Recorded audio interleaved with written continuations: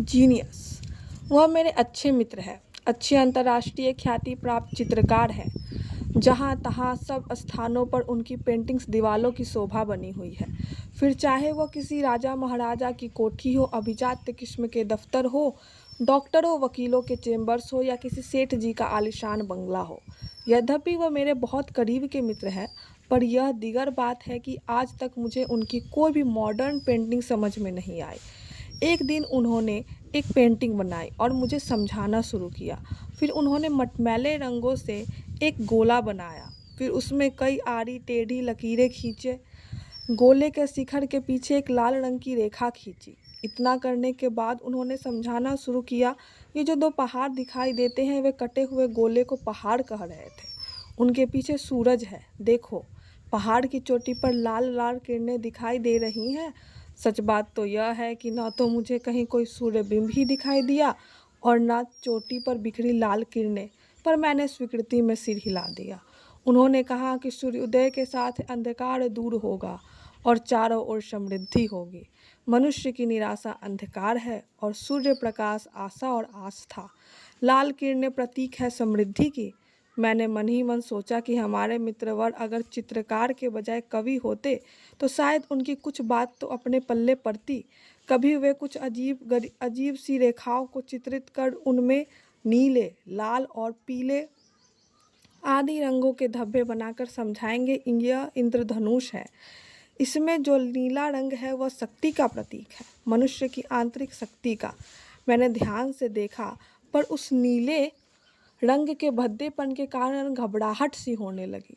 मुझे लगा कि इस रंग संयोजन और भदेश प्रयोग को देखकर अच्छे अच्छे अपनी सारी ताकत लगाकर यहाँ से भाग खड़े होंगे। कदाचित इसलिए मित्रवर ने इसका शीर्षक काफ़ी सोच समझ कर रखा है।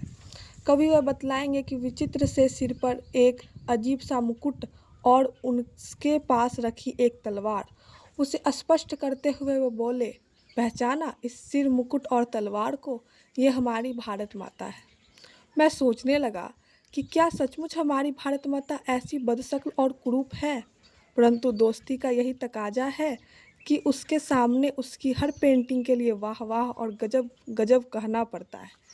एक दिन उन्होंने एक नया चित्र बनाया।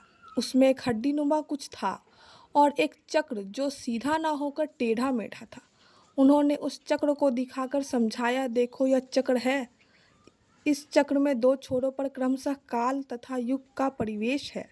फिर हड्डी की ओर संकेत कर कहा कि यह आदमी है, आज का आदमी किस तरह धुन चक्र तथा काल से दबा पिस रहा है। मुझे कुछ खाक समझ में नहीं आया, पर हमेशा की तरह मैंने उनके इस यथार्थवादी सृजन के लिए बधाई दी। पर इतने में वे बोल उठे, गुरु गजब हो गया, मैंने तुम्हें उल्टा चित्र दिखा दिया है। और वे चित्र को सीधा करने लगे। मुझे लगा कि स्वयं को लज्जित महसूस कर रहे हैं। मुझे उनका इस तरह लज्जित होना अच्छा नहीं लगा। मैंने तुरंत कहा, बंधु इस उल्टे चित्र से तो भावाभिव्यक्ति का इन्फेक्ट और बढ़ गया है, इसे ऐसा ही रहने दो। काल प्रत्यावर्तन उसकी करालता में दबा पिसता आदमी चीखता सा लगता है।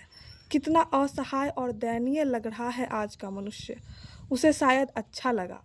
उसके माथे पर आई सिकन दूर हो गई। उसने मुस्कुराते हुए कहा, गुड सजेशन।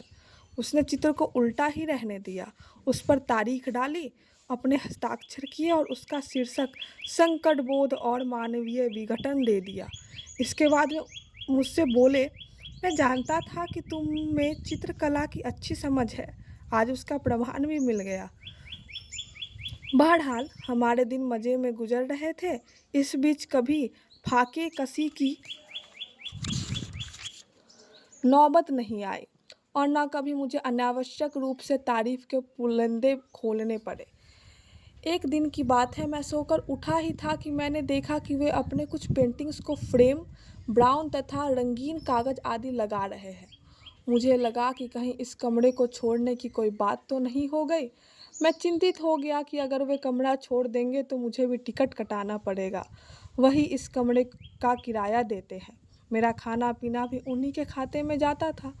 मैं तो कभी आया हुआ हूँ, नौकरी मिलती तो कवि का स्वाभिमान आड़े आ जाता था, अतः दूसरों के भोजन और दूसरों के स्थान पर मुफ्त रहने पर भी मैं अपने स्वाभिमान को सुरक्षित समझता था।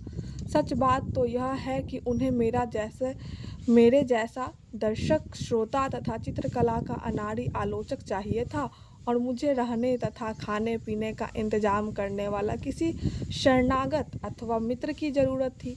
मैंने सहसा उससे पूछ लिया, चित्रकार श्रेष्ठ, क्या कर रहे हो? ये सारी पेंटिंग्स क्यों निकाल ली है? क्या मकान बदलना है? उन्होंने कहा, गजब हो गया दोस्त, कल से आर्ट गैलरी में मेरे चित्रों की एकल प्रदर्शनी होने वाली है। दीपावली का समय है, बड़े बड़े संस्थापक, कला विवेचक तथा धनाढ्य वर्ग के संभ्रांत लोग आएंगे। हो सकता है कुछ चित्र बिक जाए तो साल भर के लिए कमाई की झंझट से छुटकारा मिल जाए। मैंने उसके कलाकार से हटकर पेशेवर दिमाग को सराहा और कहा, आइडिया अच्छा है। इस शो के संपादक तथा कला विवेचक आपको प्रसिद्धि के नए शिखर देंगे और श्रेष्ठ वर्ग की कला पारखी दृष्टि आपका और आपकी कला का अभिनव सम्मान करेगी। यह सुनकर वह मंद मंद मुस्काया। उसने कहा, गुरु जल्दी तैयार हो जाओ, आज ही ये चित्र आर्ट गैलरी में कलात्मक ढंग से लगाने होंगे। मैं आनन फानन में तैयार हो गया। चित्रकार ने कहीं से एक मेटाडोर का इंतजाम किया था। सारे चित्र शीर्षकों सहित फ्रेम में मढ़कर उसमें रखे गए। उस समय आर्ट गैलरी में हम दो व्यक्ति थे, सिर्फ दो व्यक्ति थे। हमारे मित्र ने विभिन्न कोनों से चित्रों को इस तरह लगाया कि वे और अधिक आकर्षक लगने लगे। देखकर मुझे अच्छा लगा कि अपना दोस्त गजब का जीनियस है। दूसरे दिन सुबह 10 बजे प्रदर्शनी का उद्घाटन था। अच्छी खासी भीड़ थी। करीब 11 बजे उसने 6 चित्रों पर, जिसकी कीमत 5,000 रुपये से 10,000 रुपये की बीच थी, उन पर सोल्ड आउट बिक गया की स्लिप लगा दी। मैं आश्चर्यचकित था कि अभी तो किसी ने चित्रों के बारे में पूछा तक नहीं, फिर ये बिक कैसे गए? पर मैं चुप रहा। फिर एक बात और दिखाई दी कि सभी चित्रों पर उनका मूल्य जो 2,000 में था लिख दिया गया था।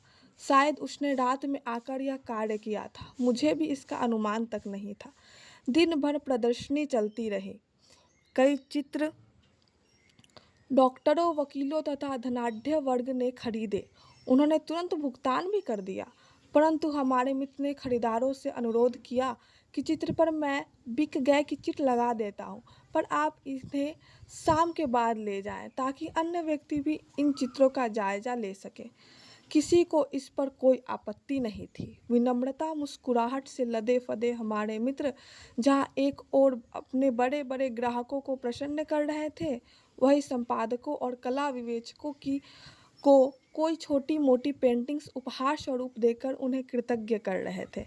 मैं परेशान था कि आखिर यह माजरा क्या है।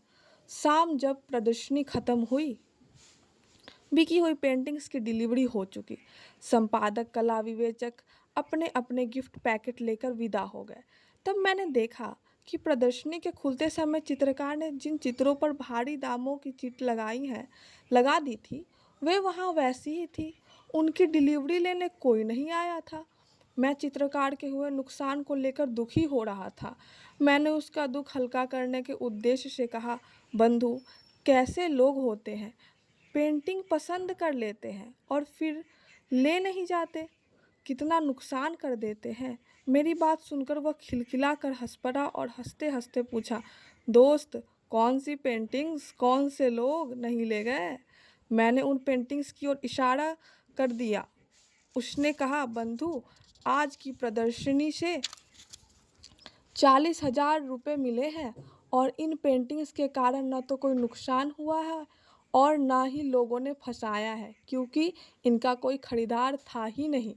मैंने अपनी ओर से ही ये शिल्पें इन पर लगा दी थी। मनुष्य का यह मनोविज्ञान है कि वह अपने को किसी दूसरे से हे नहीं देख सकता। बस बंधु, इसी कारण लोगों ने भारी दाम चुकाकर भी पेंटिंग्स खरीदी। चलो बची हुई पेंटिंग्स मेटाडोर में रखवा दें और फिर किसी आलीशान होटल में चलकर डिनर किया जाए। मैं जीनियस का चेहरा देखता रह गया।